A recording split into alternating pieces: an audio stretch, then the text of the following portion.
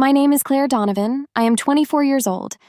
I am sitting at my kitchen table on a Thursday morning in March with a cup of coffee that has gone cold and a letter from a law office in my hand that I have read 4 times and still cannot fully absorb.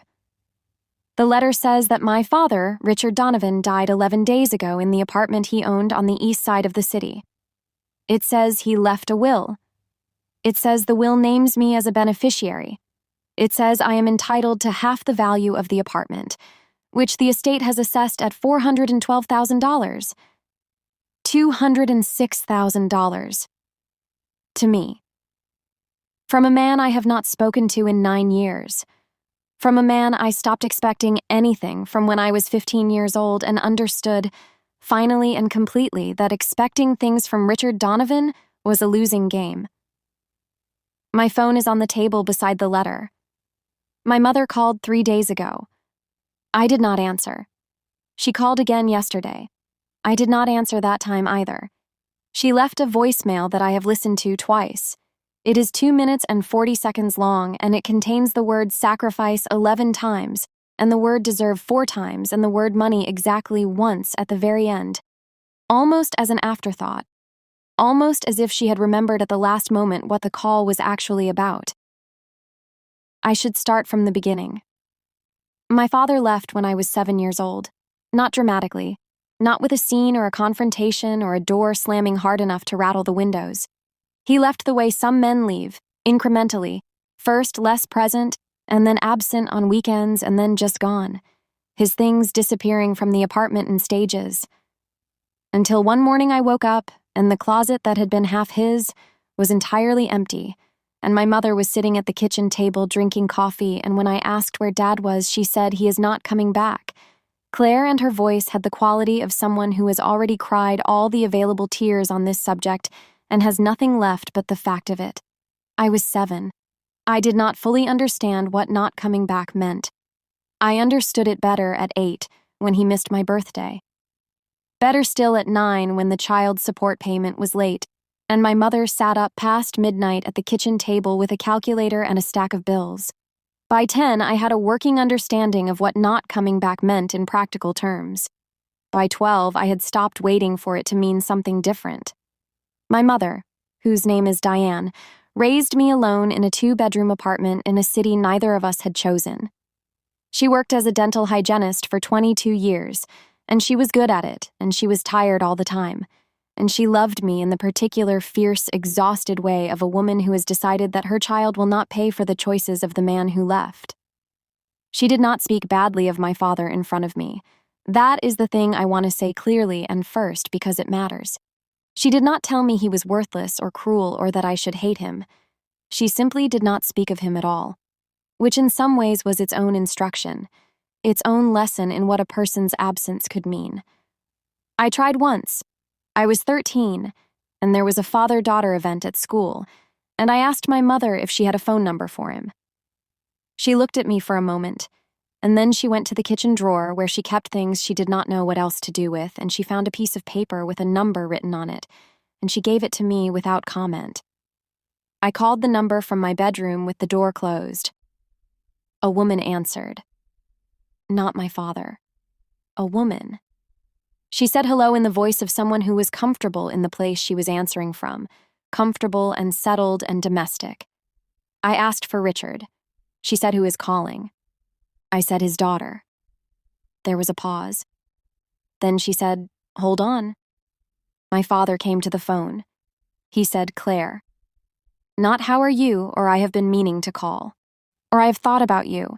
Just my name in a voice that had the quality of a man who has been caught doing something he cannot explain.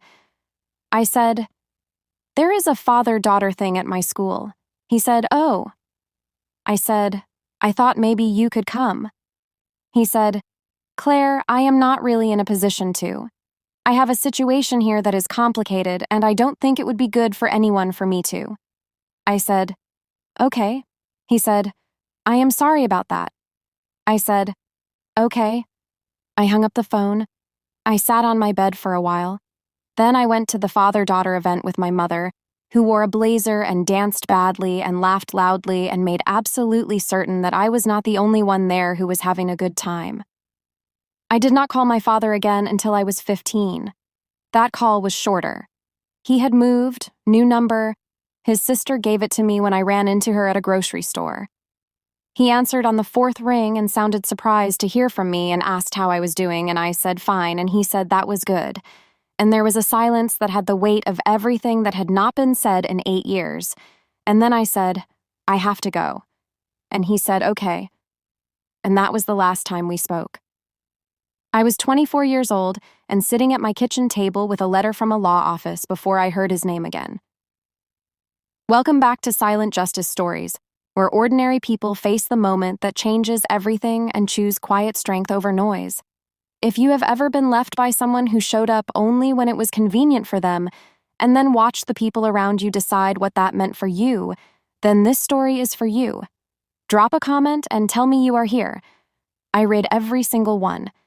And subscribe now, because what happens 3 days after I receive this letter is the reason I am telling you this story. Let me tell you about my mother. Diane Donovan is 51 years old and has the particular quality of a woman who has survived something difficult and organized her entire identity around having survived it. This is not a criticism. What she survived was real, and the survival was genuine, and the strength it required was not small. She raised a child alone on a single income for 17 years, and she did not ask for help, and she did not complain in the ways that would have been understandable, and she showed up every day without exception. I love her. I want to say that clearly before I say anything else, because everything else I am going to tell you exists inside that love, and the love does not cancel what I am going to tell you. And what I am going to tell you does not cancel the love. My mother also organized her grief around my father's leaving in a way that, over the years, calcified into something that looked less like grief and more like ownership. Not of him, of the narrative, of what his leaving meant and what it cost and who paid the price and what was therefore owed.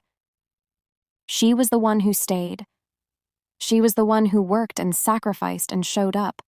She was the one who had been wronged, and she carried that wrongness with the particular tenacity of a woman who has decided that acknowledging it is the same as honoring it. She was not wrong about what she had done. She was not wrong about what it had cost. What she was wrong about, what I understood in a way I did not yet have words for, was the conclusion she had drawn from those facts. The conclusion that sacrifice creates debt. That because she had given everything, something was owed to her, and that when an unexpected inheritance arrived from the man who had left her with nothing, that inheritance was the universe settling a very old account. I understood this about my mother without examining it directly for most of my life. The way you understand things that are structural, things that are simply the architecture of the place you grew up in, without questioning whether the architecture is sound. It was only when the letter arrived that I began to examine it directly. And what I found when I examined it was something I had been quietly sensing for years and had not wanted to know. My mother had been waiting for something like this. Not consciously, not with a plan, but somewhere beneath the surface of her life, underneath the sacrifice and the work and the righteous exhaustion of a woman who had done everything alone, there had been a waiting.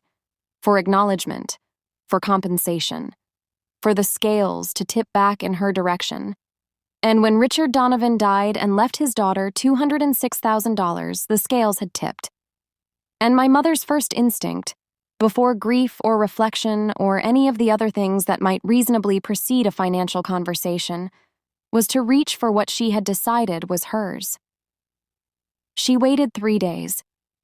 I want to be honest with you about those 3 days because I think they matter more than anything else in this story. I spent them reading the letter and then reading it again.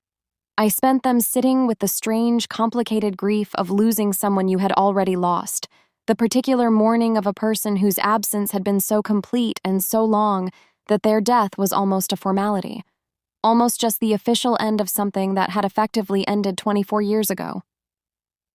I spent them thinking about the man I had spoken to twice as a teenager, his voice on the phone, just my name and then not coming back, and wondering what his life had looked like in the years between those calls and this letter. Whether he had thought about me. Whether the will was a thought about me. I spent 3 days being a daughter whose father had died, And then my mother called. She called on a Sunday evening at 7:30. I was in my apartment making dinner, something simple, pasta and whatever was in the refrigerator, the kind of cooking you do on evenings when your mind is somewhere else entirely. I saw her name on the screen, and I stood there for a moment with a wooden spoon in my hand, and then I answered because she was my mother. And not answering felt like a different kind of problem than answering. She said, "Claire, I have been trying to reach you." I said, "I know, I'm sorry. I needed some time." She said, "I understand that. This has been a lot to process. For both of us." I noted the "for both of us." My father had left her when I was 7. He had not spoken to her in 17 years to my knowledge. His death was not, in any conventional sense, her loss. But I said nothing about that. I said, "Yes, it has." She said, "I wanted to talk to you about the letter from the lawyer." I said, "Okay." She said, "I think you know what I want to say." I said, "I think I would rather you say it than have me guess." There was a pause. The particular pause of someone who had rehearsed something and is now deciding whether the rehearsed version or the direct version will land better. Then she said, "Claire, your father left you that money, but you have to understand that money exists because of me. Everything I gave up, everything I sacrificed, the years I worked and saved and did without so that you could have what you had. He contributed nothing. He paid child support inconsistently for 4 years and then stopped, and I never pursued it, because pursuing it would have cost more than it returned, and I did not have the time or the energy for that fight. That apartment he owned, he built that life while I was building yours. And now he is gone, and the law says you get half of what he built, and I am telling you that what he built was built on what I gave up." I listened to all of that. I let it finish. Then I said, "What are you asking me, Mom?" She said, "I am asking you to consider that this money is not just yours, that some part of it belongs to the years I spent alone raising you, that some part of it is compensation for what was taken from me." I set down the wooden spoon. I turned off the stove.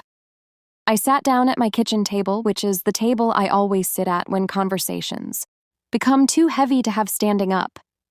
I said, "How much are you asking for?" She said, "I think half is fair. $103,000. For raising me, for the sacrifice, for the years, for the accounting she had been running in her head for 17 years and had now presented to me on a Sunday evening, 7:30, with my pasta going cold on the stove." I said, "I need to think about it." She said, "Claire, I don't think there is much to think about. You know what I did for you. You know what it cost." I said, "I know what you did for me, Mom. I have always known. I need to think about this specific thing." She said, "How long?" I said, "I don't know. Sometime." She said, "I have been waiting a long time already." That sentence landed differently than she intended it to. I am not sure she realized what she had said. I have been waiting a long time already. Not waiting for the conversation. Not waiting for me to call back. Waiting. For the scales to tip. For the accounting to balance. For something she had decided a long time ago was coming. I said, "I will call you this week." She said, "Okay." And Claire, I want you to know I am not trying to be difficult. I am just being honest about what is fair. I said, "I know, Mom."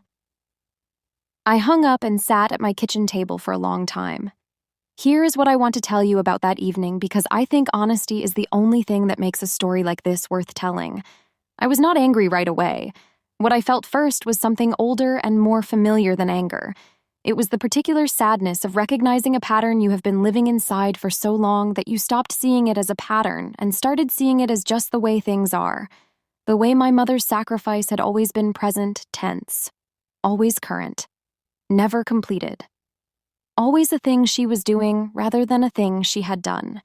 Because completing it would have meant releasing it, and releasing it would have meant releasing the claim it gave her. She had sacrificed for me. That was real.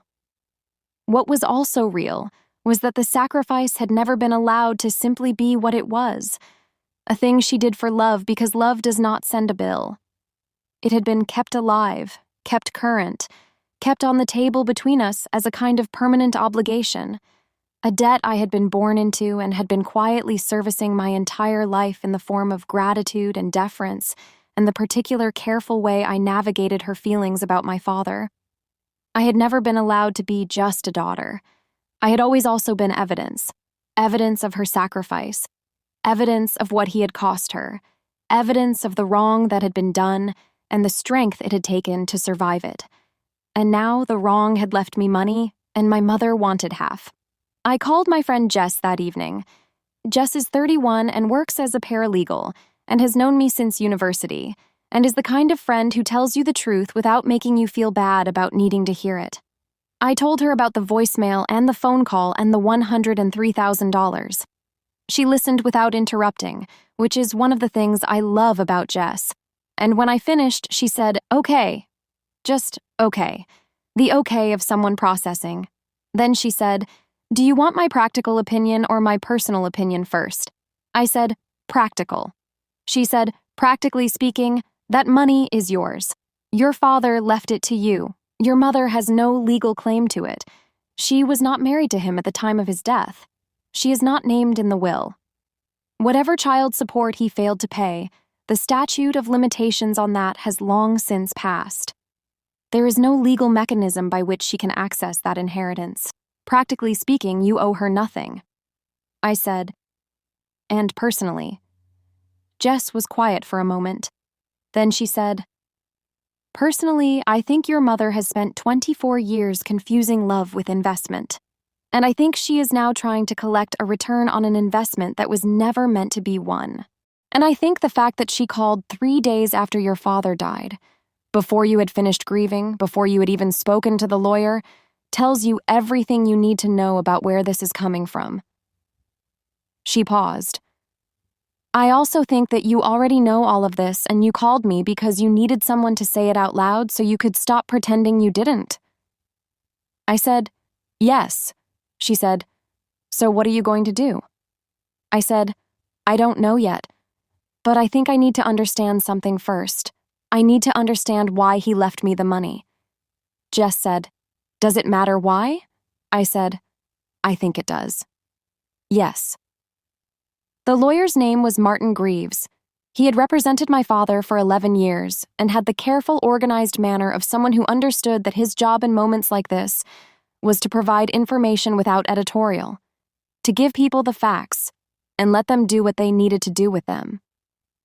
He had a small office downtown, and when I arrived, he shook my hand and offered me coffee and sat across from me and opened a folder with my name on the tab. He said, "I want to start by saying I am sorry for your loss. I know the situation with your father was complicated, and I don't want to minimize that." I said, "Thank you. Can I ask you something before we go through the documents?" He said, "Of course." I said, "Did my father talk about me when he was making the will?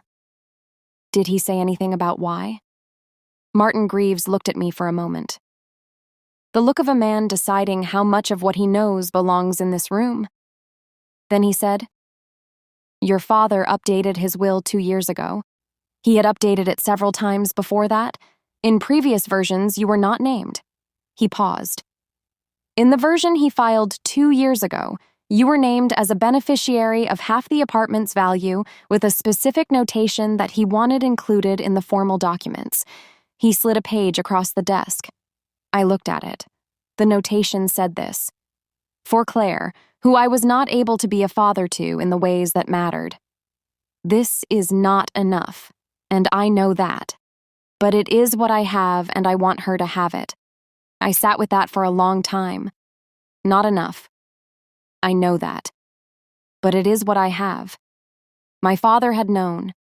He had known what he had not done and what it had cost, and he had not dressed it up or justified it or asked for anything in return. He had just said it plainly in a legal document and left me what he had. I want to stop here and ask you something. Have you ever received an apology from someone who is no longer alive to give it in person? Have you ever held something that was meant to say sorry and felt the specific weight of an apology that arrived too late to change anything, but still somehow changed something? Tell me in the comments. I read everyone.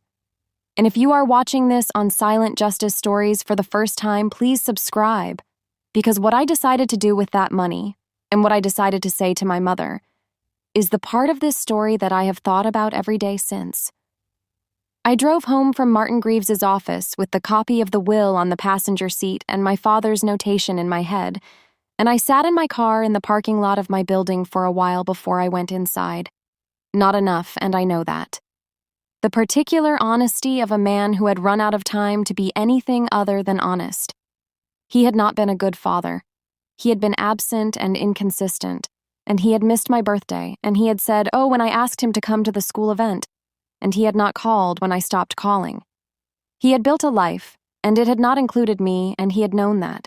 And at some point before the end, he had decided that the least he could do was say so and leave me something. The least he could do. It was not enough. He had said so himself, but it was honest. And honesty, I had learned from my mother's version of events, was rarer than it should have been. I went inside. I made the pasta I had abandoned the night before.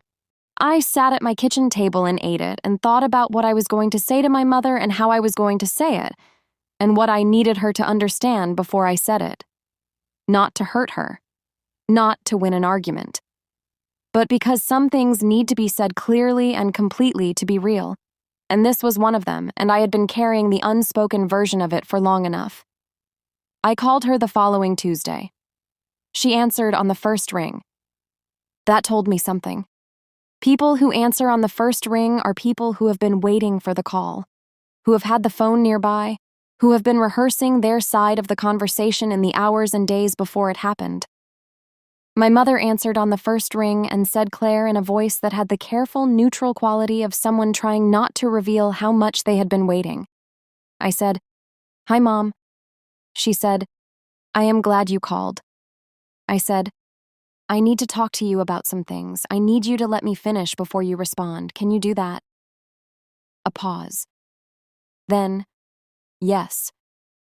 I said, "I went to see the lawyer yesterday. His name is Martin Greaves, and he handled my father's estate for 11 years. He showed me the will, and he showed me a notation my father included in it. I am going to read it to you." She said nothing. I read it. For Claire, who I was not able to be a father to in the ways that mattered. This is not enough, and I know that. But it is what I have, and I want her to have it. Silence on the line. The particular silence of someone receiving information they did not expect and are not sure what to do with.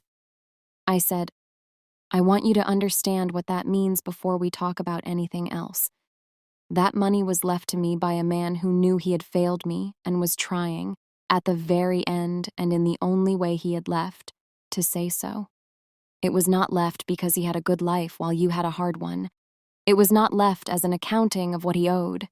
It was left because he knew what he had not given me, and he wanted to give me something before he was gone. That is what the money is. That is where it came from." My mother said, "Claire." I said, "I asked you to let me finish." She was quiet. I said, "I know what you did for me. I have always known. You worked for 22 years, and you showed up every day, and you raised me alone, and you did not ask for help, and you did not make me pay for his absence in the ways you could have. I know all of that. I have never not known it. But, Mom, I need to tell you something that I should have said a long time ago, and I am saying it now because this conversation is making it necessary." I said, "You have been keeping a tab." She said, "What?" I said, "For my entire life you have been keeping a tab. Not out loud, not cruelly. But it has always been there.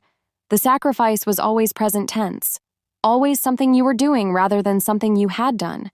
And I understood from very early on that being your daughter meant being aware of that tab, being grateful for it, being careful not to do anything that would make it larger or make you feel it was not being acknowledged." She said, "That is not fair, Claire." I said, "I am not saying it to be unfair. I am saying it because it is true and because I think you know it is true. And I think the reason you called me 3 days after my father died and asked me for half of an inheritance I had not even processed yet is that somewhere in the back of your mind that tab has been sitting for 24 years waiting for a moment to be settled. And when the money appeared, you saw the moment. The line was very quiet. I could hear my mother breathing. The particular quality of someone trying to hold themselves steady in a conversation that is going somewhere they did not expect. She said, "I sacrificed everything for you." I said, "I know." She said, "Everything." "Do you understand what that means?" "What it actually cost?" I said, "Yes, I do understand. And I am not telling you the sacrifice was not real or that it did not go. I ain't what it cost. I am telling you that what you are asking me to do with this money is pay a debt that I did not create and that love is not supposed to create. You did not sacrifice for me so that I would owe you. You sacrificed for me because I was your child, and that is what parents do. That is what it means to be a parent. It does not generate a debt. It is not supposed to." Silence. I want to be honest with you about what that silence felt like because I think the honesty matters. It did not feel like winning. It did not feel like relief. It felt like standing in a room where something structural had shifted and the walls were still standing, but nothing was quite level anymore. And both of us were trying to find our footing in the new geometry of it. My mother was quiet, and I was quiet. And the line between us held all of it. The 24 years, and the absent father, and the tab that had never been spoken out loud and was now spoken and could not be unspoken. My mother said very quietly, "I did not know I was doing that." I said, "I know." She said, "I thought I was just being honest about what was fair." I said, "I know that too." She said, "But you are saying it was not fair."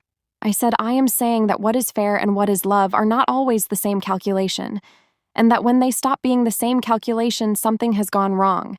And I think something has been wrong for a long time, and I think this conversation is the first time either of us has said so directly." My mother did not speak for a moment. When she did, her voice had changed. Not softened exactly. More like the performance of certainty had left it, and what remained was something more real and more tired and more honest. She said, "I have been very angry at him for a very long time."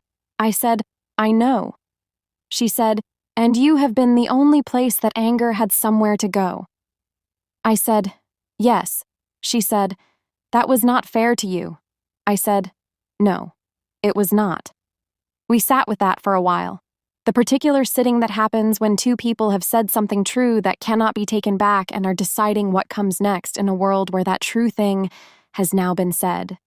Drop a comment and tell me if you have ever had a conversation with someone you love where the truth finally came out and it felt less like relief and more like the ground shifting under you. Tell me in the comments.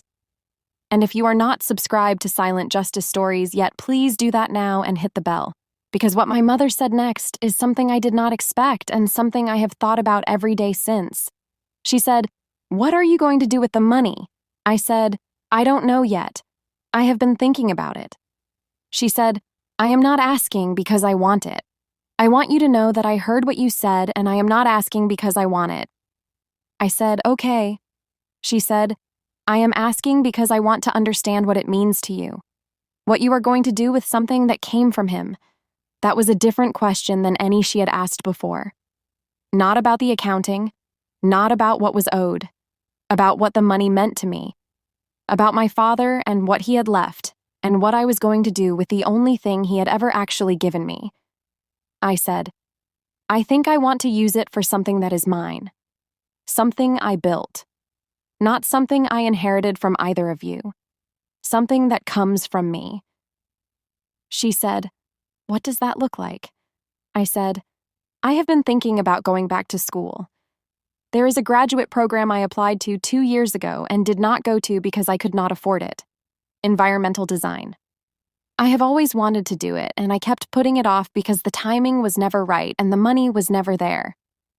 She said, "You never told me that." I said, "I know." She said, "Why not?" I said, "Because I think I learned a long time ago to be careful about what I wanted in front of you, because wanting things felt like it might add to the tab somehow, like needing something might be I." Come evidence of what your sacrifice had cost. My mother said nothing for a long moment. I said, I am not saying that to hurt you. She said, I know you are not. She said, Claire, I owe you an apology that is much larger than this phone call. I said, you don't have to do it all right now. She said, I want to start. I want to start right now if that is all right. I said, okay. She said, I am sorry that my grief about your father became something you had to carry. I am sorry that I kept it present when I should have put it down. I am sorry that you learned to be careful about wanting things because of the way I talked about sacrifice. I am sorry that I called you 3 days after he died and asked you for money before I asked you how you were. I said, thank you, Mom. She said, how are you? The question landed the way a simple question can sometimes land, with the full weight of how long it has not been asked. I said, I am sad, in a complicated way. I am sad about a man I barely knew, and I am sad about the man he could have been, and I am sad about the years between those two things. And I am also okay. I think I am also okay. She said, that sounds right. I said, yes, it does. We talked for another hour that evening. Not about money. About my father in the ways that were possible now that the money was no longer between us. About what she remembered of him before the leaving. About the good years that had existed before I was old enough to remember them. About what it had been like for her when he left. The real version, not the version that had hardened into narrative over 2 decades, but the raw early version, the version that was just a woman alone with a 7-year-old and a stack of bills and a closet that was half empty. She had never told me the raw version before. I had only ever heard the calcified one. The raw version was sadder, and more human, and easier to hold. I drove to see her that weekend. We sat in her kitchen, the kitchen where I had grown up, the table where she had sat up late with her calculator and her bills, and we drank tea and talked about my father and about the graduate program and about the things that had not been said for a long time and needed to be said now. It was not comfortable exactly. It was something better than comfortable. It was honest. I had not known until that weekend that honesty was something we had been missing. I had thought we were close. We were. But closeness is not the same as honesty, and I had confused them for most of my life. I enrolled in the graduate program in September. The application process took 3 months, and I will not describe every step of it, because the steps themselves were administrative and procedural, and what mattered was not the paperwork, but what the paperwork represented. What it represented was a decision. A specific and deliberate decision to take the only thing my father had ever given me and turn it into something that was entirely mine. Not his, not my mother's, mine. Built from my own choices about what I wanted and who I wanted to become, and what kind of life I was going to make with the materials available to me. Environmental design had been the thing I circled back to for years. Since university, when I took an elective course on sustainable architecture and sat in that classroom for 3 hours, feeling the particular recognition of someone who has accidentally walked into the room where their actual life is waiting. I had not acted on it then. I had graduated with a business degree because business degrees were practical. And practical was the word my mother used when she meant safe. And safe was the word I had learned to reach for when I felt uncertain. I had spent 2 years working at a logistics company, doing work that was competent and unremarkable, and that I was good at, in the way you are good at things that use your skills without touching your actual self. I had put the graduate program brochure in a drawer 2 years ago and told myself the timing was not right. The timing was never going to be right until I decided to make it right. That was what the money taught me. Not the money itself, not what the money could buy, but the decision to use it as a beginning rather than a safety net. My father had left me something. The something was not an apology. He had been clear about that. It was not enough, and he knew that. But it was a beginning, and I had decided that beginning was what I was going to do with it. I called Martin Greaves to finalize the estate transfer in August. He walked me through the paperwork efficiently, and at the end he said, "There is one more thing your father asked to be conveyed." I said, "Okay." He said your father left a letter with me when he updated the will 2 years ago. He asked me to give it to you if and when you came to collect. He said you might not come. He said if you did not come, to please donate his share of the estate to a literacy organization because he thought that was what Claire would want him to do with it if she chose not to take it. I sat with that for a moment. He had thought about what I would want. In the version of events where I did not come, where I wanted nothing from him, he had thought about what I would want him to do. Literacy. Because I had been a reader since I was small, and somehow he had known that, or guessed it, or been told it by someone at some point in the years when we were not speaking. I said, "May I have the letter?" Martin Greaves opened his desk drawer and handed me an envelope. White. My name on the front in handwriting I did not recognize because I had never seen my father's handwriting before. It was careful and slightly uneven, the handwriting of someone who did not write by hand often and was making an effort. I put it in my bag. I thanked Martin Greaves. I walked out of his office and sat in my car in the parking lot and opened the envelope. The letter was 2 pages. I am not going to read all of it to you because some of it belongs only to me. But I will tell you what it said in its essential shape, because I think the shape of it matters. It said he had not known how to be a father, not as an excuse, just as a fact he had arrived at after a long time of not examining it. He said he had grown up in a house where his own father had been absent and had not understood, until it was too late that the patterns of the houses we grow up in are not destiny, unless we let them be. He said he had let them be. He said he had understood this too late to do anything about it in the ways that would have mattered. He said the apartment was the only thing he had built that was solid, and he wanted me to have half of it because solid things should go to people who will use them to build other solid things, and he believed, without knowing much about me, that I was that kind of person. He said he believed that because of one thing. He said when I was 15, I called him, and I said I have to go, and I hung up without anger. He said most people would have been angry. He said the fact that I was not angry, or at least that I had not let the anger become the whole of the call, told him something about who I was. He said he had thought about that phone call many times. I had thought of that call as the last small defeat of a long series. He had thought of it as evidence of character. I sat in the parking lot for a long time. I thought about the 7-year-old who had woken up to an empty closet. I thought about the 13-year-old who had called a number on a piece of paper and heard a woman answer. I thought about the 15-year-old who had said, "I have to go," with a steadiness she had not felt and had hung up the phone and not called again. I thought about all the years between that phone call and this parking lot and the particular shape of a life built in the absence of someone who was supposed to be there and was not.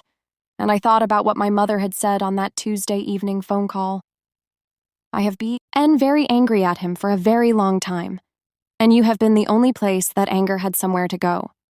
She had said it like a confession, like something she had not meant to say, and then decided to say anyway, because the conversation had arrived at a place where honesty was the only thing left. Both of them, in their different ways, had used me as a place where something went that had nowhere else to go. My father's absence, my mother's anger. Both of them had landed in me, in the space between what I had and what I should have had, and I had carried both of them for 24 years without ever deciding to. I put the letter back in the envelope. I started the car. I drove home. That was 6 months ago. I started the graduate program in September, and I am 3 months in, and it is the hardest thing I have done academically, and it is also the thing that makes the most sense I have ever felt in a classroom. I sit in studios and draw plans for buildings that will use less and give more, and I think about my father's notation, and I think about what solid things are for, and I think that maybe this is not a bad answer to the question he was trying to ask when he wrote it. My mother and I talk every Sunday evening, not always for long, sometimes just 20 minutes. But the conversations are different now. The tab is not on the table, or it is on the table, but we have both agreed to look at it differently, to see it for what it was.